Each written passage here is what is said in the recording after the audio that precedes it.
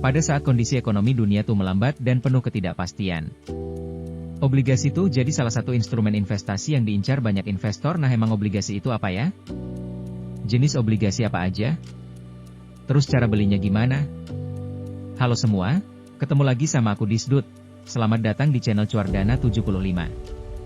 Di video kali ini, aku mau bahas tentang obligasi nih. Apa sih obligasi itu? Singkatnya nih, obligasi itu adalah surat utang gitu. Misalnya nih, pemerintah lagi menawarkan obligasi, artinya pemerintah itu mau ngutang gitu ke masyarakat. Loh, kok pemerintah ngutang sih? Gini, ada kalanya nih pendapatan negara dari pajak, non-pajak, ataupun hibah tuh nggak cukup gitu buat membiayai belanja negara. Nah, saat itu terjadi nih, negara tuh bisa menghimpun kekurangan dana tersebut dari masyarakat dengan cara menawarkan surat utang atau obligasi masyarakat. Yang aku maksud di sini tuh nggak cuma perseorangan kayak kita aja ya, tapi juga termasuk institusi jadi yang bisa beli obligasi yang dikeluarin pemerintah tuh. Ya, kita sebagai masyarakat perseorangan sampai perusahaan dua gitu, kayak perusahaan aset manajemen atau perusahaan asuransi umumnya nih.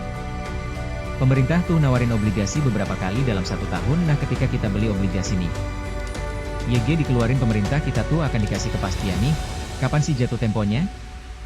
Gampangnya sih, kapan sih pemerintah bakal bayar hutangnya? Dan berapa imbal hasil return per tahun yang kita dapat dari obligasi tersebut. Masa jatuh tempo ini tuh berbeda dua ya. Mulai dari beberapa tahun sampai puluhan tahun. Imbal hasil yang ditawarin juga beda-beda gitu tergantung masa jatuh tempo dan suku bunga BI saat obligasi tersebut ditawarin. Umumnya nih, return yang bisa kita dapat dari obligasi tuh sekitar 5-8% per tahun. Misalnya nih, bulan Januari 2020 lalu pemerintah tuh ngeluarin obligasi nih buat kebutuhan belanja APBN 2020.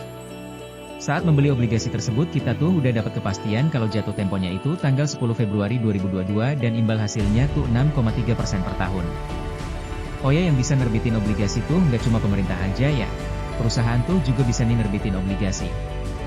Artinya, pemerintah dan perusahaan tuh sama dua bisa ngutang gitu ke masyarakat. Misalnya nih, ada perusahaan yang lagi butuh uang nih, sekian triliun buat ekspansi bisnisnya. Nah, salah satu opsi pendanaan yang bisa dilakuin perusahaan tersebut tuh adalah dengan mengeluarkan obligasi.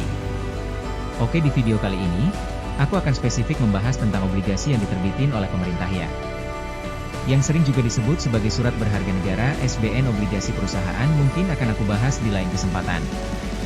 Sekarang, kita akan bahas nih apa aja sih jenis SBN atau obligasi yang diterbitin pemerintah. Nah, ada 4 jenis SBN nih yang biasanya diterbitin pemerintah. Ada Saving Bond Retail, SBR, Obligasi Retail Indonesia, ORI, Sukuk Tabungan, ST, dan Sukuk Negara Retail, SUKRI. Apa aja sih bedanya?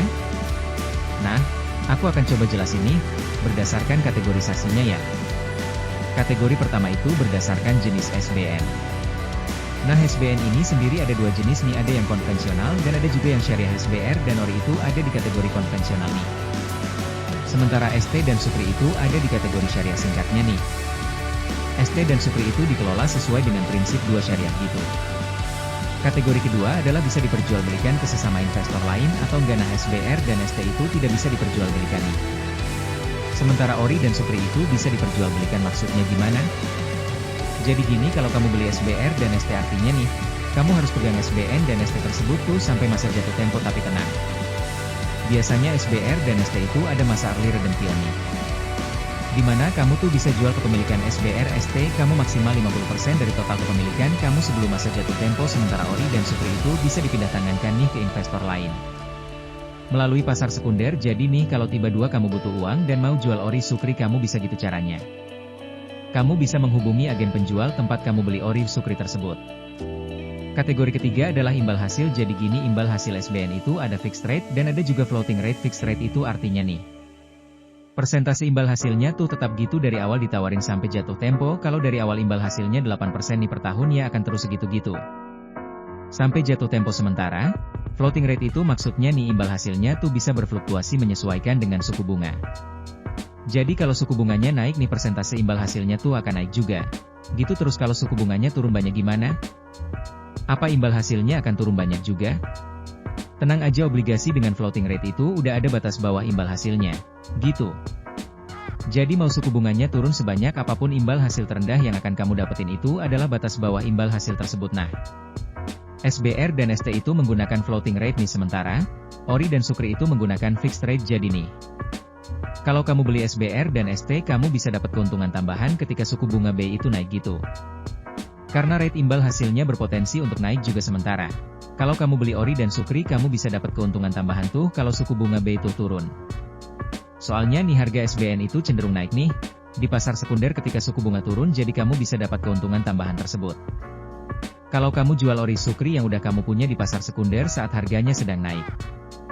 Sekarang mungkin kamu bertanya-tanya gitu di mana sih kita bisa beli SBN? Nah, kamu bisa beli SBN dengan dua cara nih. Yang pertama beli saat masa penawaran. Nah kamu tuh bisa beli nih, 4 jenis SBN yang udah disebutin tadi tuh. Saat masa penawaran tanggal masa penawaran tuh, udah ditentuin ya, jadi kalau kamu mau beli saat masa penawaran.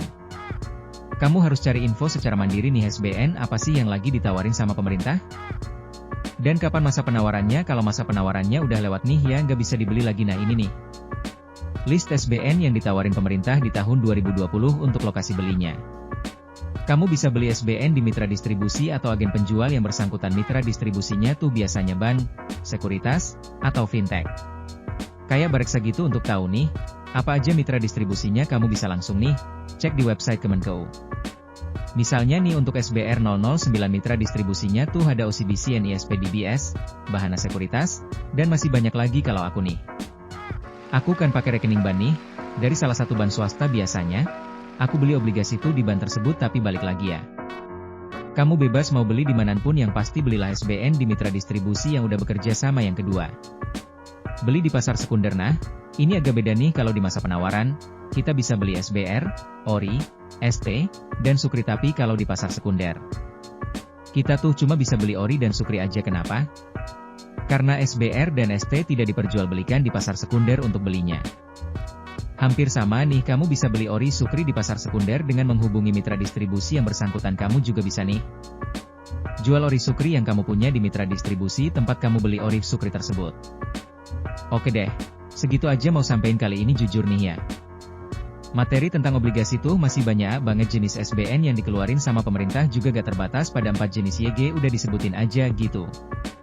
Masih ada jenis lainnya juga. Ada juga keuntungan dan risiko saat berinvestasi di obligasi. Karena ingat, investasi apapun pasti ada risikonya. Topik 2 yang belum akan sampein itu akan aku jelasin di video 2 lainnya ya. Jadi, pantengin terus channel Cuardana 75, karena ngomongin duit enggak ada habisnya.